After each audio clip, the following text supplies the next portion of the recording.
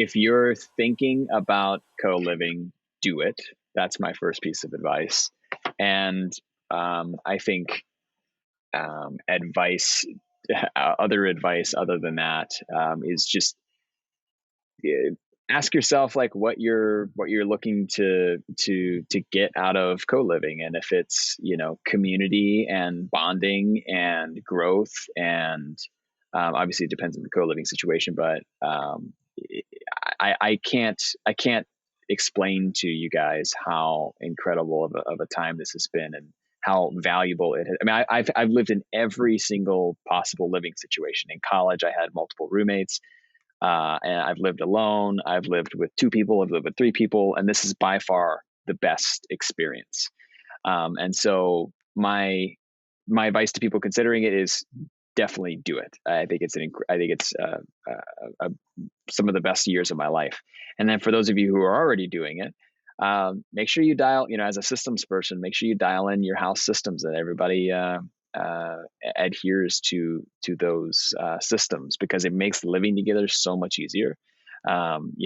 Dishes and laundry and all that stuff. There's not that we're actually quite simple as humans. And I think that if you just solve those core problems using systems, makes co-living a breeze. So that's my only advice, is do it and focus on systems. Christine here with another fun episode of the Coliving Code Show. Airs every Wednesday, and I wanted to give a quick shout out to our sponsors, Isl Furnishings, which they came on this show a little bit ago, so definitely check out their episode with 2 of the co-founders, Abe and Mac. They're a brand created through inner space living, and they're all about creating exciting spaces where design meets function. They've actually done quarters in Star City, so they've definitely done some big communities, some awesome stuff. You could see the pictures on their website. Inner Space parlayed its success in commercial grade unit furniture and conceived an elevated offering, and they strongly believe in the co-living industry, which is cool. And they were founded with the mission to bring your brand to life. Their goal is to revolutionize the unit furniture experience, and driven by creativity, Isl Furnishings believe that interiors should inspire brilliance. Every venue has its own voice. They exist to clarify that voice, interpret your brand vision, and delivers to quality on time, every time. And like I said, yes, they've done Star City and quarters, but they've also done smaller communities. They can do 10 beds and up. And you can definitely check them out at islfurnishings.com. So let's go ahead and launch into today's episode. And these few next weeks are going to be really special, because we are bringing on each of my housemates from the Entrepreneur House here in San Diego. I know a lot of people have asked about them, what they do, how we live. And so, each week we'll bring on one of the 5 housemates to talk about their experiences, why they moved in, why they love co-living. And the other thing that's cool about this is I know there's a lot of real estate developers and investors listening to the show, and they're always curious about what types of people co-live. A lot of them think it's straight out of college, young professionals, but that's not necessarily true. It's all ages and all types of professions. So we will launch into this first week. We brought on Ryan. He's actually the founder of Assistant Launch, which is for virtual assistants. And he's been living in the home for a couple of years. So you'll get to hear all about what he thinks about co-living. Y'all should get to, so enjoy. So like I said, these next few episodes are going to be really special, because I am bringing on each of my housemates on to talk about their experiences with co-living, which is really cool. You know, we've actually interviewed, back in the beginning, we were interviewing a lot of people that co-lived, digital nomads, just to kind of give an idea of the type of people that co-live. So we are here with Ryan. He's right outside our house. I'm inside the house. We're recording this. So welcome to this episode. Hello. And I already said I'm going to tease him because he has this perfect radio voice. And we just found out, just as a house, just very recently, that you did some McDonald's commercials back in the day. That was embarrassing. It was a little embarrassing, but it is what it is. Maybe we'll find a clip and put it in later, and give McDonald's some credit. Okay, we can do that. Hey, we will definitely do that. So Ryan, let's start with your company. What do we're all entrepreneurs that live in this house, obviously. So what is your company? Yeah, I run a company called Assistant Launch, and our mission and vision is to get people back time. Ultimately, it's the one thing that no matter how many podcasts or books or mentors you have, it's not one of those resources that we really have a ton of control over. So, coming from a systems engineering and business slash marketing background, I kind of looked at the world of virtual support and the world of executive assistants, which was super interesting to me at the time, as it was a couple of years ago. I was like, all right, there's these people out there that can help you with every single thing in your life: booking travel, helping run your business, planning dates, getting returns and refunds for things, like anything you could think of. And I, as a business owner, it's always been such a challenge to find really good support in that regard. And it's a lot of the issues that I noticed when I first started working with someone virtually. It was like communication's hard, the tools and systems that you use. It's like, what do you use? Finding the talent, retaining the talent, all those things. So what we do is we take care of all of that for our clients. And we manage the administrative functions, we manage payment, we manage training, we manage community building. So we actually give these people, these amazing executive assistants, a community that they can feel a part of. And so we take care of all of the operational and administrative tasks involved with retaining someone and working with someone. And then what that leaves you with, or our clients with, is someone that they can talk to every day who just gets things done. They're there proactively to support you in your business, in operations, and then obviously in your personal life as well. I have my phone right here, and my assistant's constantly sending me things, and she's like, "Hey, I just got you a discount on your PandaDoc subscription," and she's like proactively doing these things or ordering things for me.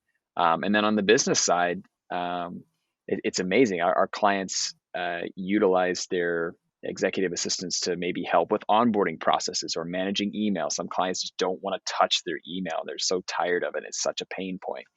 So we look at those pain points that people are dealing with, and we act as a guide, working with the client and the assistant to help them solve those problems. And so we're not just like an agency where you get paired up with somebody and then you never see us again.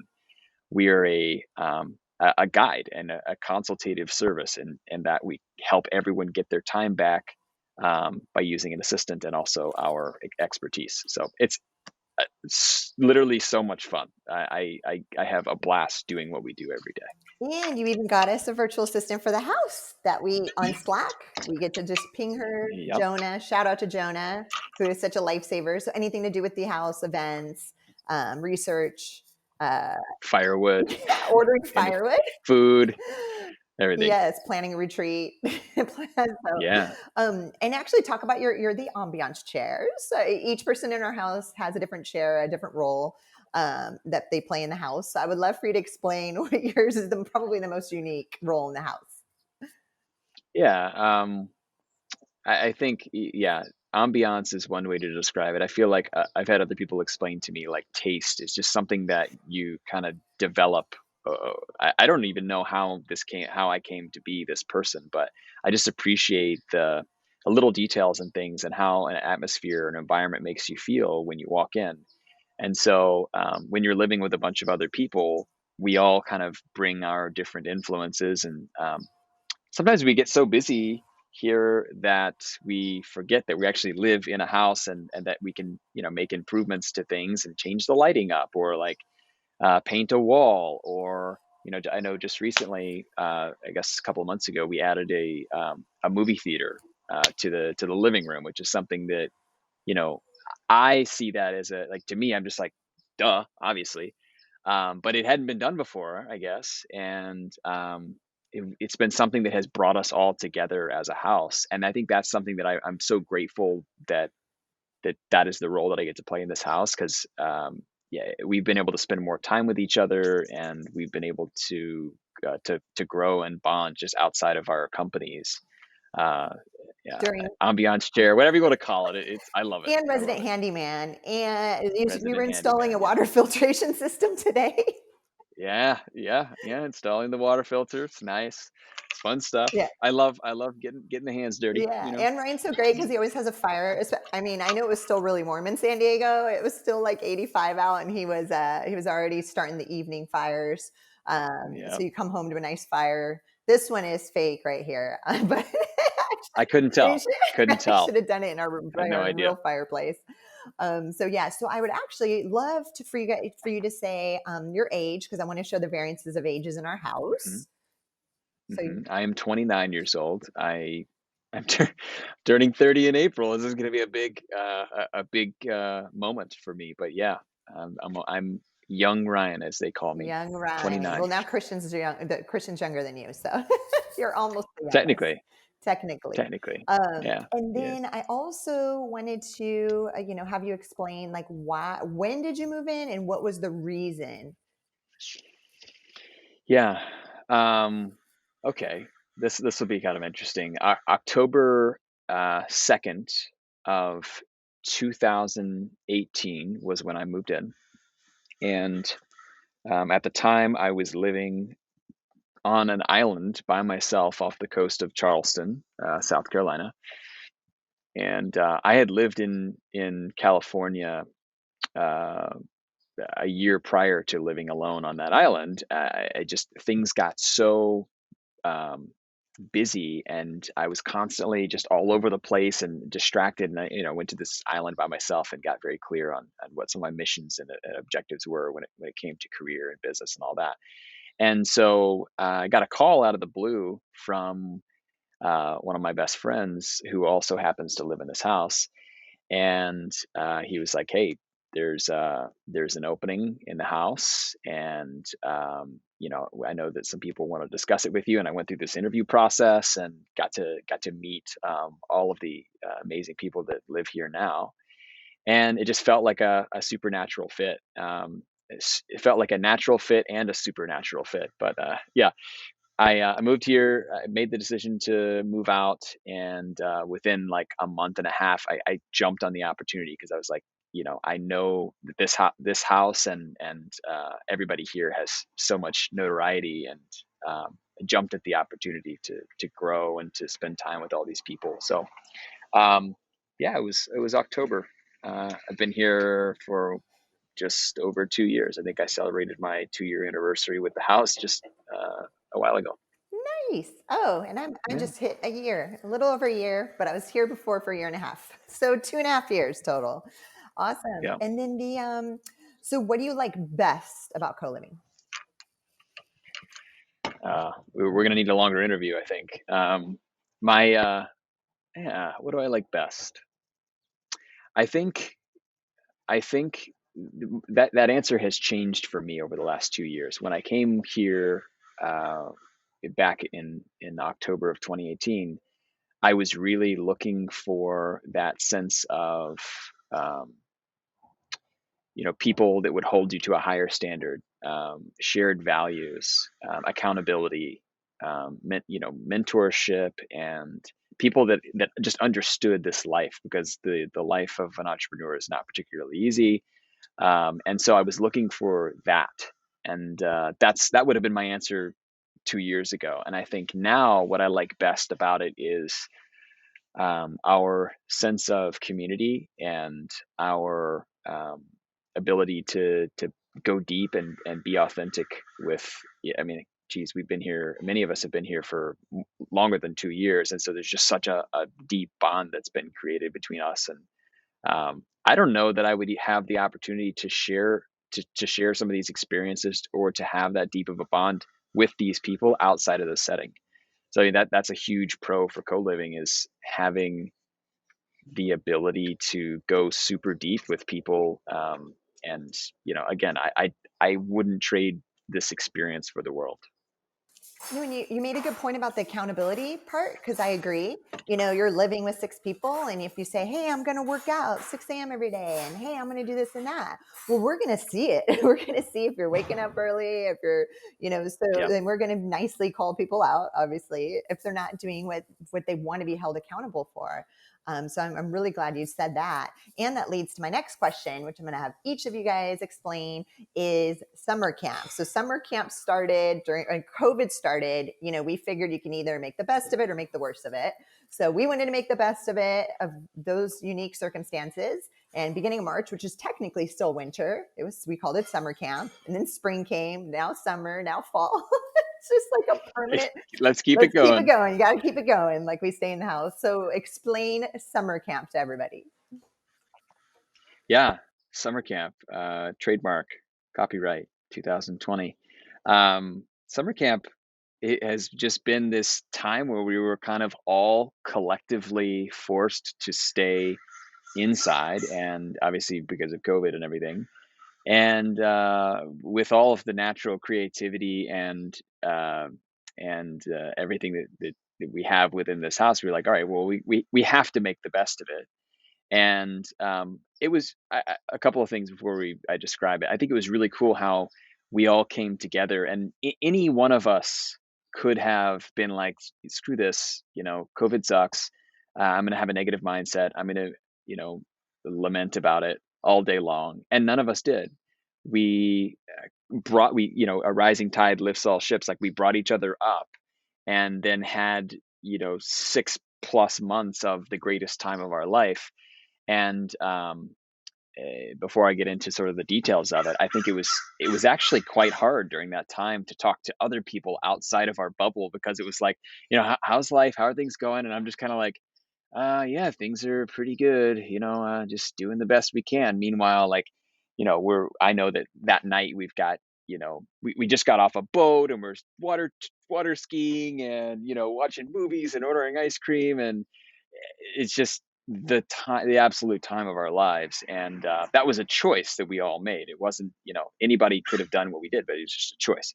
But summer camp is really just, yeah, it was a time where we kind of all were like, all right, let's have a good time, and let's make the best of this. And it was just, what can we do within the confines of COVID and this house, and all of our different resources and community, like what can we make happen? And then we would just make it happen. And it was just a lot of movie nights and having fun and laughing and playing poker. And uh, that's one of the benefits of co-living. You've got sick, it's not just like you have one roommate. You got 6 people who all have a diverse background. And a lot of times with summer camp for us, it was each of us kind of bringing our own special flair to the table and saying, hey, I want to share this with you. Or like, Chrissy, you were the catalyst for us starting our boating trips. And so we go around and spend time out on the water, and that's just an absolute blast. And then the other people would bring their thing. I kind of brought my love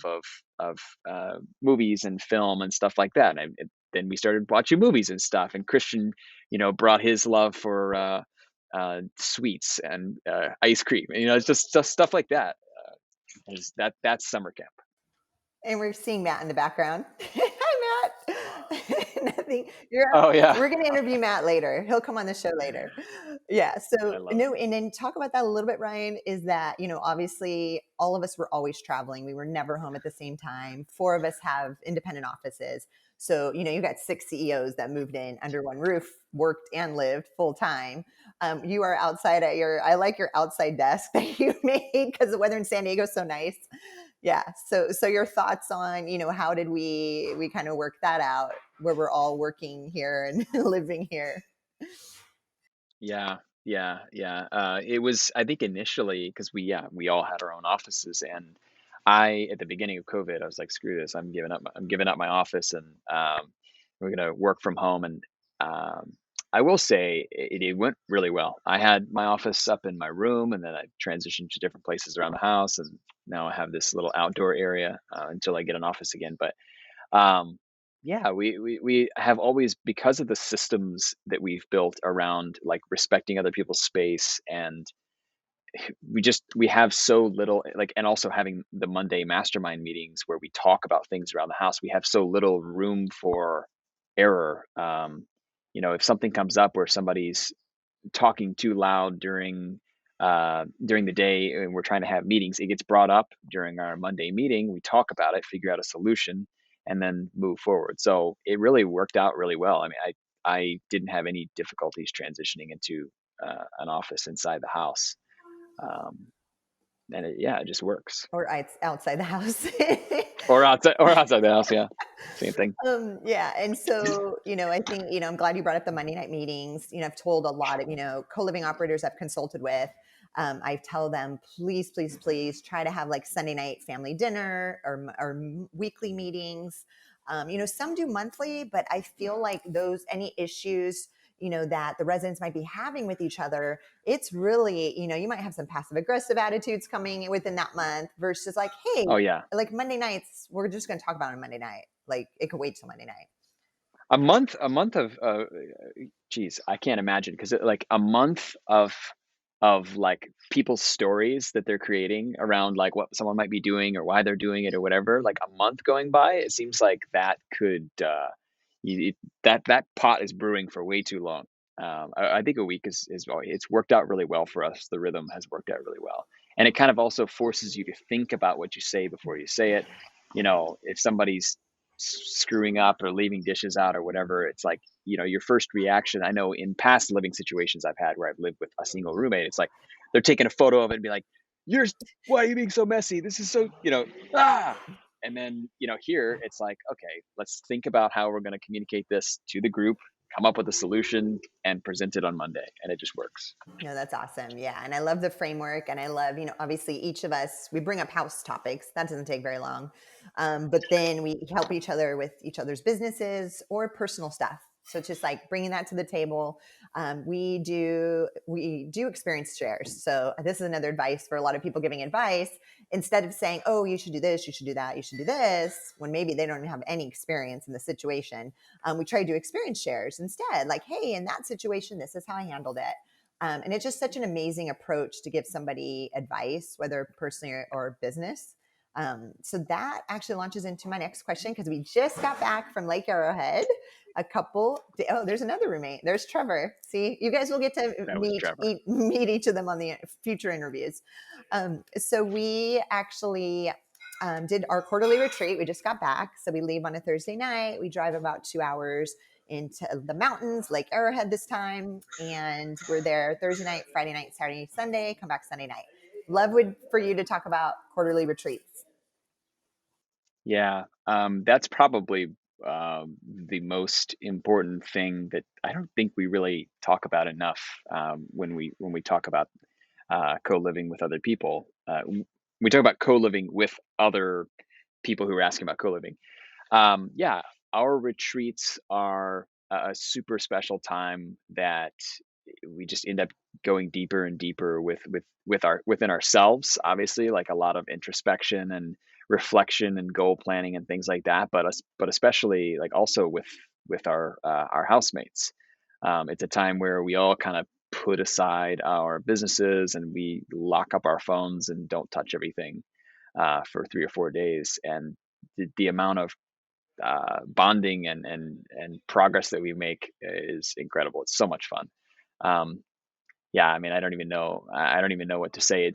We kind of figured out this recipe that tends to work really well. And we start with reflection, and then we go into 1 or 2 days of goal setting, and then also we toss in some feedback as well. So we're able to actually give our housemates um, really it's anonymous, but you can generally figure out who it is. Anonymous feedback that allows you to see where you're at. And some of the feedback may be misguided, some of it may be spot on, but having that feedback loop is something I've never had before in my life. And co-living and these retreats allow that to happen. So yeah, the retreats are amazing. I think that even long after we are all gone, we will continue to have these retreats because they're so profound. I forgot to mention that Ryan's also our resident DJ. So he played the best music at the retreat. We had a great sound system in that house we rented, and we have a great one here in our house. So yeah, props to you for always I love playing that part. the cool music in the house, part of your ambience chair duties, I guess. Yeah. And you're very good with electronics. I've nicknamed him Radio Shack. Anytime we've got to wire something up, set something up electronically, Ryan's always there to help, which is awesome. And you're like the water filtration. Now you're a plumber today. Just do everything. That's awesome. Cool. Well, then my next question. Okay, we talked about quarterly retreats. I would love to talk about, and this is something we really, really miss as a house, was hosting these amazing wine nights. We did them once a month, and then the mastermind dinners. So explain both of those really cool monthly events. Yeah. Why we have when things were normal, which I hope happens soon. We had a rotating schedule where basically every month, I forget exactly how it was. It was like the first week of the month would be a wine night. Second week of the month was an off week. Third week of the month was a mastermind dinner, something like that. So basically, we every month having a wine night and a mastermind dinner as being our core activities. Excuse me. And the wine night is an opportunity for us to invite a larger number of people, just to connect. Usually it's just like, who is cool in your life that you want to introduce to other cool people, and that's kind of what the goal is. And sometimes we have sometimes we'll have a theme around it. So one wine night we did like a book exchange. I think we called it Books in Bordeaux or something like that, right? And so we do, you bring your favorite book, you bring a bottle of wine, and then we have an opportunity to share with one another. And it's cool because people are everything. It's ultimately, it comes down to, it doesn't matter about the house, it doesn't matter about anything. It's just like when you get the right people in the right place, a lot of magic tends to happen. And so from those wine nights, we've had, a lot of different investors and things like that have come to fruition for many of the people here in the house, and business opportunities and things that just happen organically, when you put awesome people together in the same room. So that's, wine nights are fun, and then the mastermind dinners are a step up from that, where we are very selective about who we bring in. It's 2 to 3 people each, 2 to 3 people per housemate, and we select people based on, literally, are they an incredibly interesting person? Do they have a cool story to tell? Can they, contribute? We're selective with the type of people that we bring in because we're trying to create a really special mastermind environment. And so we have a chef that comes in, cooks dinner. We also probably have some wine there as well. And we go around, we have this big table that holds like 20 something people. And usually as part of our mastermind dinners, we'll bring up a topic, or we'll start with something, that allows us to all get vulnerable and connect with one another. And man, it's such a special time. I've had some really, really amazing conversations with people, and connections and relationships that have developed from that. Again, it's just, there's so many amazing things about, like when you do co-living right, it can be, I mean, that's why none of us leave, because it's just such an incredible environment. But yeah, the mastermind dinners, I really, really hope we can start doing those again soon. They're truly special. And it's funny you bring up the investors, because there's one investor, and I swear we're going to get him a plaque in our house with his name on it.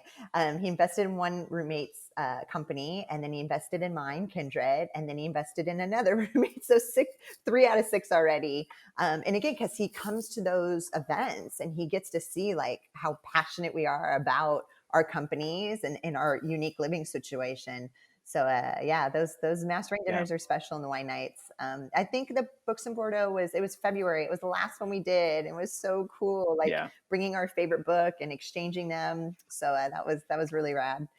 So I'm hoping we can do them again soon. I know. Well, we're doing the Halloween party, and the only way we're doing that is, I guess the thing is, they have to wear a Halloween mask, and then I think like a face mask under the. We're still trying to figure that out. double masked, I guess, so that it's Yeah. a COVID-free party. Yeah, lots of hand sanitizer. I don't think we're having. I mean, my guess is 20 people max this Saturday, and Yeah. we voted on that as a house, and we were super careful. I've talked about it before in the beginning. Nobody was going out, nobody was coming in. Oh yeah. Yeah, Yeah. We were super OCD about that. yeah, we were. Don't even come in the garage. So yeah, no, which is good. Which is good. We all survived. Our biggest worry was if one of us got sick, then the whole house would be going down. And you probably don't want that. So okay, so let me see. A couple more quick questions. If you were ever to move out, Ryan, what would be your best guess? I actually know this answer, and what would be the about the reason why you would move out?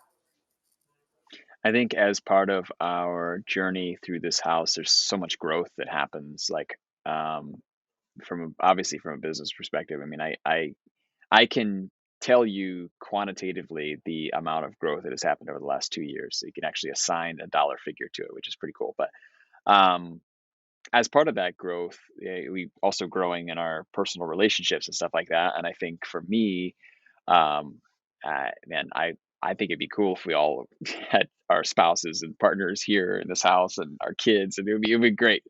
But I think for me, the move will happen when when I start considering new stages in life with around relationships and things like that, getting married and maybe um, moving closer to family. That's really, and this is my family right now. This is the only family that I have. This is my family. So moving closer to, I'm actually from Tennessee, so moving closer to Tennessee and being near my family and taking my relationship to the next stage and all that stuff. So that's something that co-living still hasn't figured out, but I'm sure we can come up with a solution. Ryan, we were going to say we're all living on the same street in separate houses in the same street. Yeah, yeah, yeah, yeah, yeah. That's what we're gonna That's do. the plan. That's what we're gonna do. Yeah, so it's the roommates with the girlfriends right now that are probably the ones that are going to move out first when they start their families. So that's understandable. I think that's going to be the number one reason why people actually have to move out.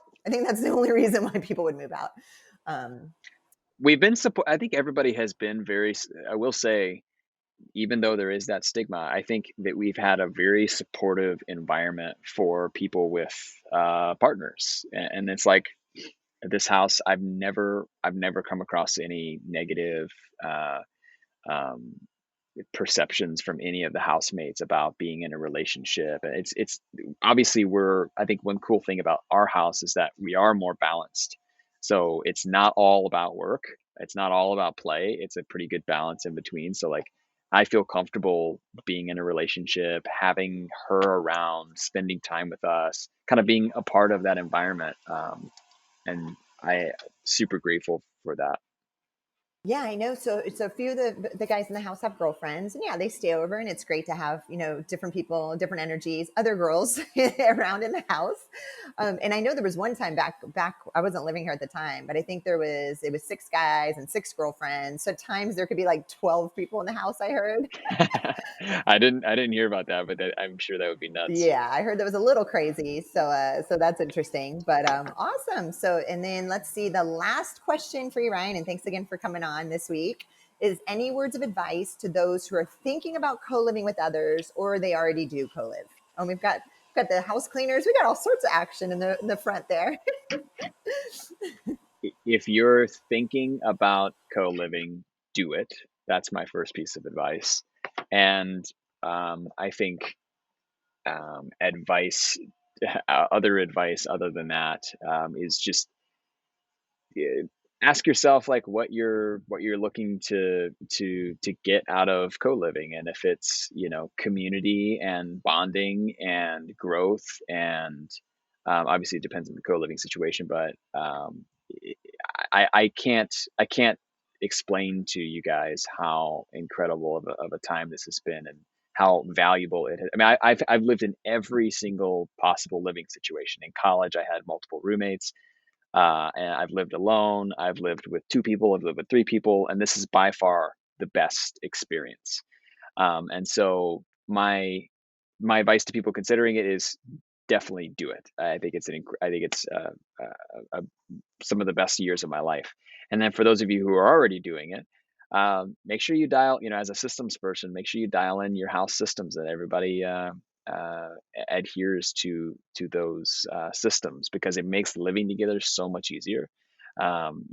Dishes and laundry and all that stuff, there's not that we're actually quite simple as humans, and I think that if you just solve those core problems using systems, makes co-living a breeze.